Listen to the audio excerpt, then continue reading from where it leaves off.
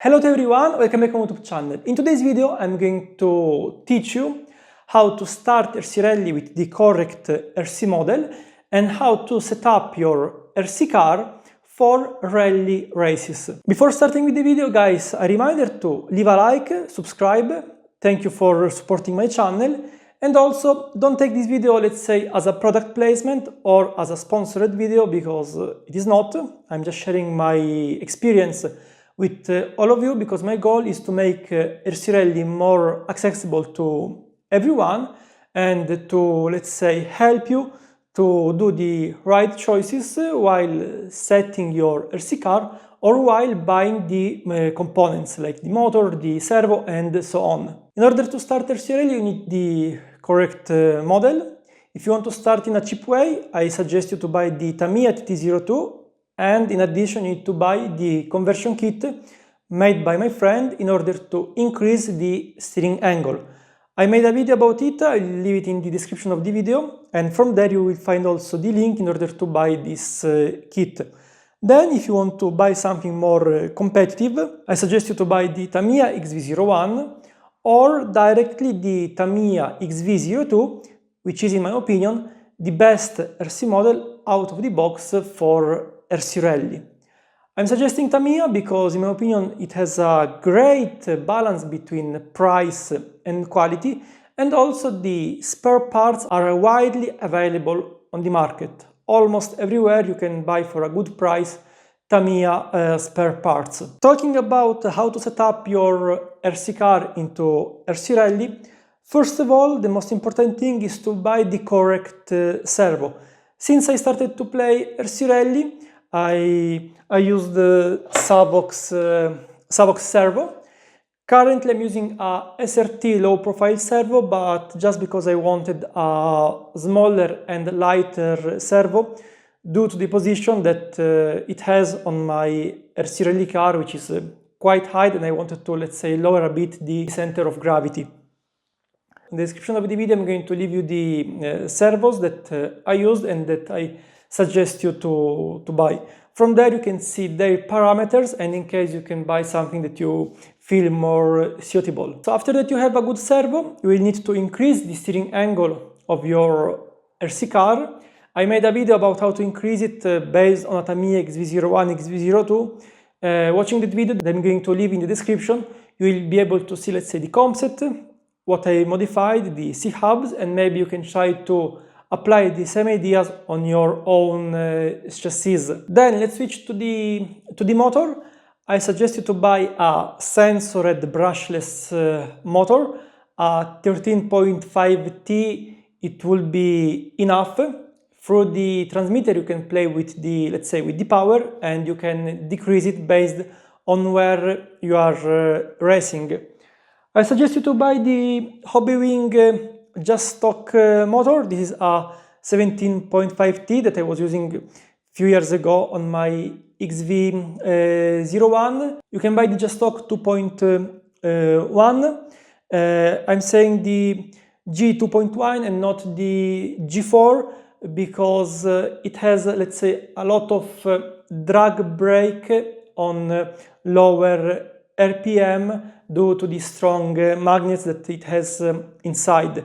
Some guys use this kind of motor, but for a beginner, or also for me, I don't like it because for my driving style in 180 degrees turns, I feel the model that it's braking too much. So with a G2.1 motor, you can solve this issue, and you can directly buy the combo from Hobbywing that has the ESC Xeran XR10 G3 or G3S, which is a very good ESC, and together with it you can buy the program card and you will use it to lower the punch.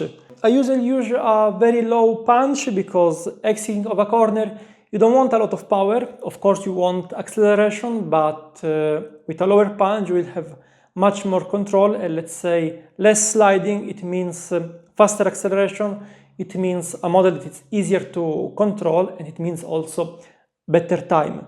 So just a small recap: fast servo, a Hobby Wing combo with 13.5T G 2.1 motor, a program card. Now let's switch about the batteries. You don't need, in my opinion, big batteries, because otherwise they are too heavy. 4000 mAh, it's more than enough. Of course, you will need more of them through an event if you cannot charge the battery. So shorty, hard case, not too heavy, in order to be able to balance your RC model in the best possible way. Now let's switch about the differential oil. In RC rally we want a quite open differential. Let's say the differential regulates the difference of speed between the wheels.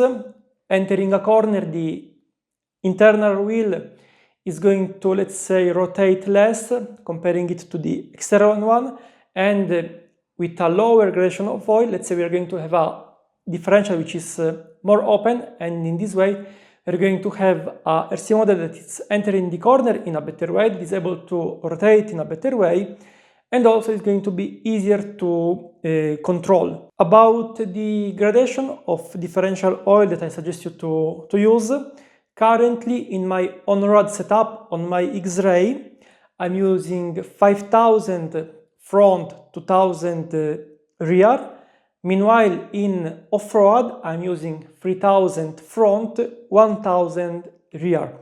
It can change a bit depending on which kind of model you're using, like in Tamiya, in their differentials, in order to, let's say, achieve the same viscosity that I have on X-Ray, you will need to use, let's say, a bit of a harder oil, because 5000 on Tamiya and 5000 on X-Ray works a bit in a different way. So maybe in Tamiya, back in the days in my XV01, I was using for on-road 10,000 front, 5,000 rear. By the way, this is the range of gradation that you will need to use. Don't go higher because it's unuseful. The differential is going to be too much locked, and the car is not going to be fast through the corners. Then let's switch to the suspensions. Currently I'm using on my on-road setup 450 front, and in the rear 550. This is my personal opinion. I feel the model is easier to drive when it has a higher gradation of oil on road in the rear, but in general don't use too thick oil, because you need a bit of rolling in the car in order to be fast in the corners, and you don't need to hard springs and hard oil. The model needs always to be able to work in the proper way.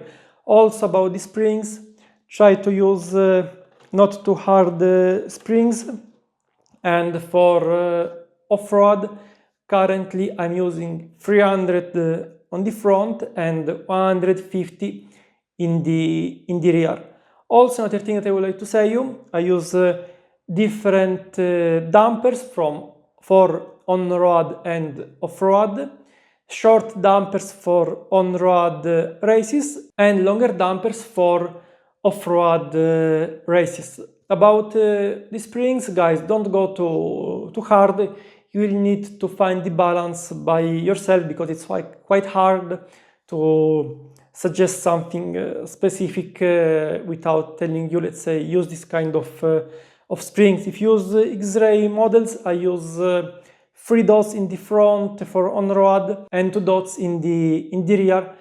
Meanwhile, off-road, 2 dots in the front and 1 dot in the rear. Talking about what you can change in the car, for sure I suggest you to make it larger, especially if you buy a Tamiya model. This is a Tamiya body. My car is a modified X-Ray XB4. I made the setup larger, and I'm on the limit with the body, so it should be 195 millimeters. I use a large setup to make the model much more stable, to limit the rollovers off-road, and sometimes it can happen that you are going to race in high grip conditions, but you will need to use the longer dampers from the off-road setup, and having a larger model, you're going to limit the rollovers. Another thing that I would like to suggest you, is to play with the drop down of the wheels. If you're suffering too much understeer, you can modify the position of the rear dampers, making the wheels to drop more, sometimes to make them drop more than the front wheels, and in this way your model is going to enter the corners in a better way. Of course, don't overdo it or try to balance everything with the other parts of the setup, otherwise you're going to have a model that can oversteer quite easily. So I think that I touched the main topics. If you want to learn more, in the description of this video, I'm going to link all the older videos that I made on a specific topic. I made a video about the tires, I made a video about the transmitter, how to set it up in the proper way, I made a video about the program card, and so on. So I try my best in order to don't make this video too long, to share the most important information of a RC ready setup. If you want to, let's say, study more, take a look in the description. Thank you for staying with me, thank you for leaving a like, and see you next week for a new video. Ciao!